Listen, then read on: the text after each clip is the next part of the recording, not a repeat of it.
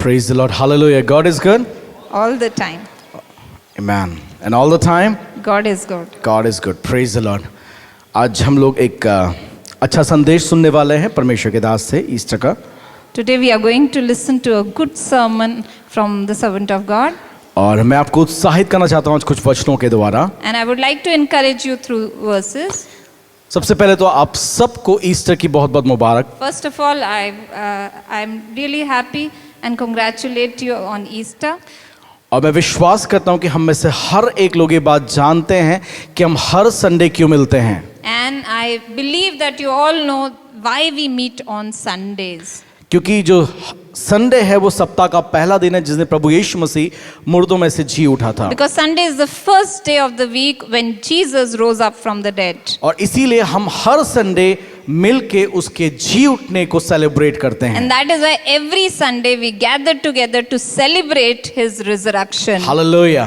तो हम सब Hallelujah. जानते हैं कि प्रभु यीशु मसीह तीसरे दिन मुर्दों में से जी उठा. So we all know that on the third day Jesus rose up from the dead. और मैं विश्वास करता हूँ पास्टर एडविन उस बात को अच्छी तरीके से समझाएंगे. And I believe Pastor Edwin will elaborate on it. लेकिन मैं सिर्फ ये बताना मांगता हूँ कि क्यों प्रभु यीशु मसीह तीसरे दिन मुर्दों में से जी उठा. But I would like to tell you why Jesus rose up on the third day from the cross. आइए अपनी बाइबल खोलेंगे हम लोग. 2 grave. Corinthians chapter 5 verse 17. दूसरा कुरिन्थियों 5 उसका 17वें वचन में हम देखेंगे. Let's open our Bible to 2 Corinthians chapter 5 verse 17. Amen. जो रिजरेक्शन है वो रिप्रेजेंट करता है प्रभु यीशु परमेश्वर के रिक्रिएशन को.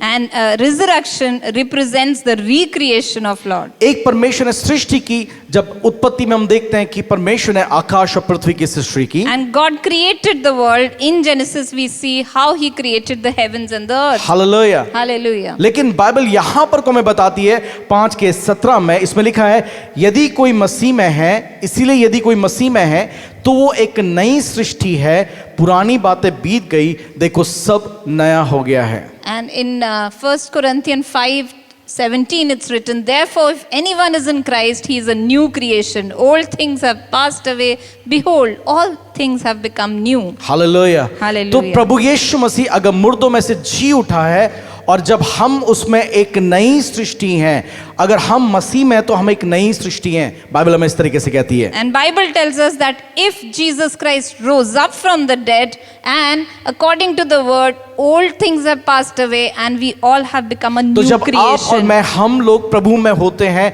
हम प्रभु में एक नई सृष्टि बनते हैं. So when you are we and you are in Christ, we are a new ये creation. तब भी हो पाया जब प्रभु यीशु मसीह मुर्दों में से जी उठा. And this happened because Jesus rose up from the dead. तो आप और मैं हम एक नई सृष्टि हैं, बाइबल बताती So है. you and I, we are a new creation. और जो दूसरा कारण है रिजरेक्शन का वो ये है कि आप और मैं हम उसके समान बन पाएं. And why he got resurrected? Second reason is that you and I can become like Jesus. इसको हम लोग कुछ वचनों में देखेंगे और हम देखेंगे पहला कुरिन्थियों 15 अध्याय 42 से 49 तक. थोड़ा लंबा है लेकिन हम इसको जरूर पढ़ेंगे. We'll see this in 1 Corinthians chapter 15, 42 to 49. इसमें इस तरीके से लिखा है, जैसे मैं 42 पढ़ूंगा तो रजनी 42 पढ़ेगी.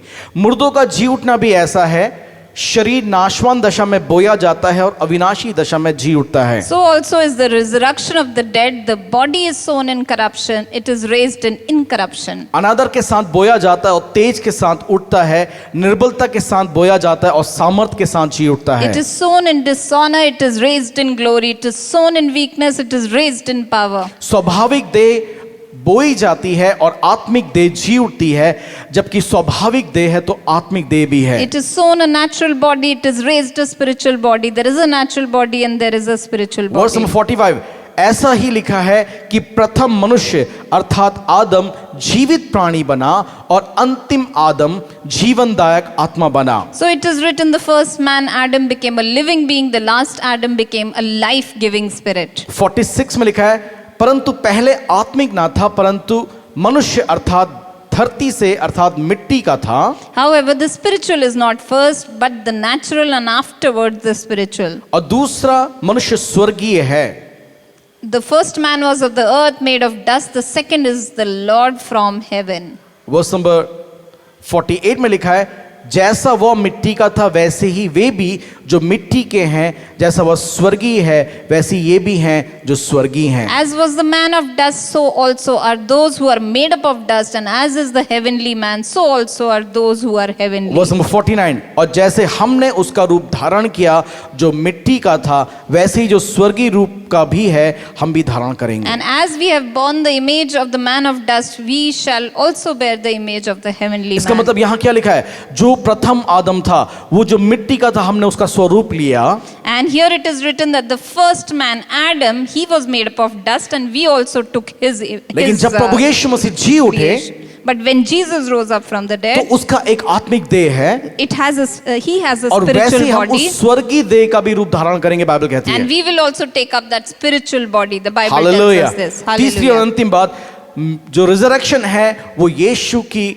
शैतान उसकी ताकत और मृत्यु के ऊपर जय को बताता है। And the third thing is that resurrection shows Jesus' victory over Satan and his power. जय ने मृत्यु को निगल लिया, हे मृत्यु तेरी जय कहाँ, हे मृत्यु तेरा डंक कहाँ रहा। And it says that death is swallowed up in victory. O death, where is your victory? O death, where is your sting? तो जब हम लोग प्रभु के इस रिजरेक्शन को, पुनरुत्थान को बनाते हैं, And when we celebrate the resurrection of Jesus Christ, परमेश्वर चाहता है कि अब हम उसकी सामर्थ्य को भी अपने जीवन में जानने पाएं। and God wants us to know his power of resurrection in our life केवल also. हेड नॉलेज नहीं कि प्रभु मेरा जीवित हो गया है, And it's not a head knowledge that my God has risen from dead. बल्कि पौलुस कहता है प्रभु मैं तेरे पुनरुत्थान की सामर्थ्य को जानने पाऊं। And Paul says that, Lord, I want to know the power of your resurrection. पुनरुत्थान का एक और मतलब है कि हम लोग परमेश्वर की स्तुति आराधना करें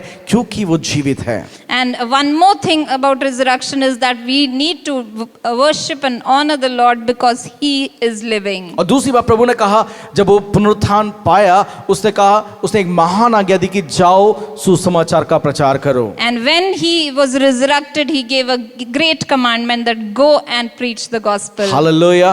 तो ये हमारी जिम्मेदारी है कि हम जो हमने पाया है हर एक तक पाएं ताकि कोई भी नाश ना हो परंतु अनंत जीवन पाने So it is पाएं। a responsibility that we need to tell others about this good news so that they do not perish and they receive eternal life. और मैं आप सभी को आज के इस पुनरुत्थान के दिवस में, ईस्टर के दिन में बहुत बहुत बधाइयां देता हूं और मैं विश्वास करता हूं कि आप परमेश्वर की सामर्थ को अपने जीवन में जानने पाएंगे। And I would congratulate on this Easter, and I believe that you will know the power of resurrection in your life. Praise the Lord. God Praise bless you the all. Lord. Thank you, Pastor.